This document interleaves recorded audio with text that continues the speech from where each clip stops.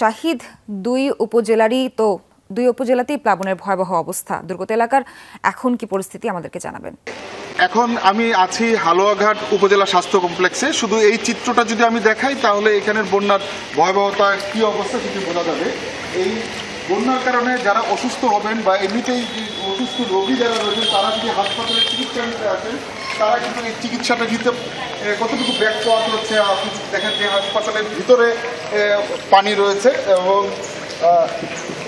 পানির জন্য রোগী যারা আছেন তারা কিন্তু এই অবস্থা, হাসপাতালের ভিতরের এই অবস্থা। এইভাবেই হাসপাতালের ফ্লোরের মধ্যে পানি, চিকিৎসকরা এখানেই চিকিৎসা দিচ্ছেন। পুরো হাসপাতাল জুড়ে পানি দেখা যাচ্ছে। তো এই যে এখানে পানি কিন্তু যে সামনে দেখা যাচ্ছে যে প্রবেশ করছে এখনো। হাসপাতালের এই চিত্র আসলে বলে দেয় এখানে বন্যার অবস্থা কতটুকু ভয়াবহ। এই বন্যার কারণে, অতি বর্ষণের কারণে কেউ যদি অসুস্থ হয় বা স্বাভাবিক অসুস্থতাও আসে, সে কিন্তু চিকিৎসা সেবা নেওয়ার জন্য যে হাসপাতালটিতে আসবে সেই হাসপাতালের চিত্রটি এই মুহূর্তে এরকম। আমি যতটুকু জানতে পেরেছি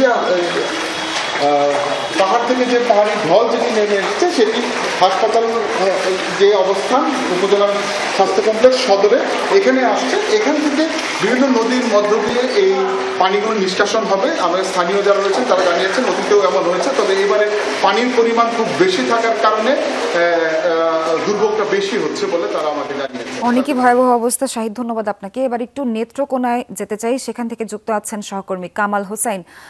কামাল, জানতে চাই নতুন করে মোট কতটি এলাকা প্লাবিত হয়েছে, একই সাথে প্রশাসন আসলে উদ্ধার তৎপরতা এবং ত্রাণ বিতরণে কেমন সহযোগী উদ্যোগ নিয়েছে? দেখানোর চেষ্টা করি, নদীটি কিন্তু কানায় কানায় পূর্ণ। নদীটির একটি ফসল রক্ষা বাঁধ যেটি জারিয়া নাটের কোনা এলাকার একটি বাঁধ। এই বাঁধটি ভেঙে কিন্তু নতুন করে আজ সকাল থেকে এখন পর্যন্ত অন্তত 10টি গ্রাম প্লাবিত হয়েছে। 10টি গ্রামের কয়েক হাজার মানুষ পানিবন্দী আছে।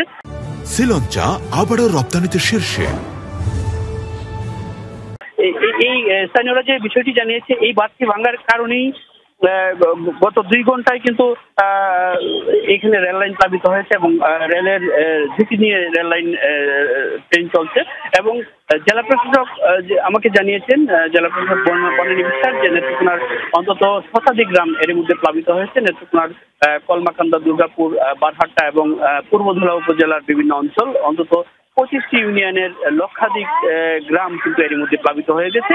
যে গ্রামগুলোর যে রূপা আমন একেবারেই তলিয়ে গেছে। মানুষজন পানিবন্দী অবস্থায় আছে। জেলা প্রশাসন থেকে তাদের উদ্ধার এবং ত্রাণ তৎপরতা চালিয়ে যাচ্ছে, যদিও সেটা প্রয়োজনের তুলনায় খুবই অপ্রতুল। এবং গত রাত্রে সেনাবাহিনীও কিন্তু মাত্র এখানে এই এলাকারই 50টি পরিবারকে ত্রাণ দিয়েছে। স্থানীয়রা আমাদেরকে জানিয়েছেন যে গত রাত থেকে এখন পর্যন্ত তারা শুকনো খাবারও খাচ্ছেন না। ঘরের ভেতর পানি উঠে যাওয়ার কারণে কিন্তু তারা খুব দুর্বিষহ জীবনযাপন করছেন। তারা না পারছেন শুকনো জায়গায় আসতে এবং না পারছেন খাবার খেতে। এরকম একটা অবস্থার মধ্যে তারা সময় পার করছেন। সেখানেও ভয়াবহ অবস্থা। কামাল, ধন্যবাদ আপনাকে। একটু শেরপুরের খবরাখবর জানতে চাই। আদিল মাহমুদ উজ্জ্বল আছেন সেখানে। উজ্জ্বল, পরিস্থিতি তো ভয়াল রূপ নিয়েছে। দুর্গত এলাকার কি অবস্থা দেখছেন এবং উদ্ধার তৎপরতা এবং ত্রাণ বিতরণের কি অবস্থা? আমি আছি এখন শেরপুরের নালিতাবাড়ি উপজেলার কলসপাড় ইউনিয়ন। আপনি জানেন যে গত 3 দিনের এই আমাদের এই যে পাহাড়ি ঢল, সেই ঢলে কিন্তু নজিরবিহীন পানি কিন্তু এখানে দেখা দিয়েছে এবং প্রত্যেকটি বাড়িতে কিন্তু পানি। আমি যেখানে আছি এই বাড়িটির প্রত্যেকটি রুমে রুমে কিন্তু সেই পানি চলছে। সবচেয়ে অবর্ণনীয় কষ্টে আছে বৃদ্ধ এবং ছোট শিশুদেরকে নিয়ে। আমি যতটুকু দেখেছি যে তার বাবা মারা ছোট শিশুদের নিয়ে আতঙ্কের মধ্যে রয়েছে এবং এই অঞ্চলে এমন কোনো ঘর নেই যেখানে পানি না ঢুকেছে। আর ত্রাণের কথা যদি বলি, এখানে 1.5 লক্ষাধিক মানুষ কিন্তু পানিবন্দী হয়ে আছে। এখানে ত্রাণের ব্যবস্থা খুবই অপ্রতুল। সরকারের পক্ষ থেকে যে পরিমাণ ত্রাণ দেওয়া হয়েছে সেটা খুবই কম। এছাড়া বেসরকারি কিছু সংস্থা এবং ঢাকা থেকেও কিছু বেসরকারি সংস্থা এসেছে, বিশ্ববিদ্যালয়ের কিছু স্টুডেন্টরা এসেছেন, তারাও ত্রাণ বিতরণ করছেন। পাশাপাশি কিন্তু এখানে যে পরিমাণ আসলে শুকনো খাবারের প্রয়োজন সেটা কিন্তু অনেকটাই কম। আর আমি যদি কথা বলি, কৃষিতে সবচেয়ে বড় বিপর্যয় শেরপুরে 93,500 হেক্টর জমি আবাদ হয়েছিল, এর মধ্যে 48,000 হেক্টর জমি কিন্তু এখন সম্পূর্ণ নিমজ্জিত আছে। কৃষি অফিস জানিয়েছে 7 লক্ষ বস্তা আদা চাষ করা হয়েছিল, সেখানে 70% আদার ক্ষেতও কিন্তু সেই পানির নিচে চলে গেছে।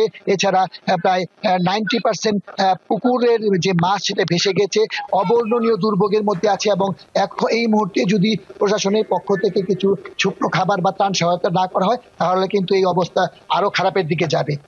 উজ্জ্বল, ধন্যবাদ আপনাকে।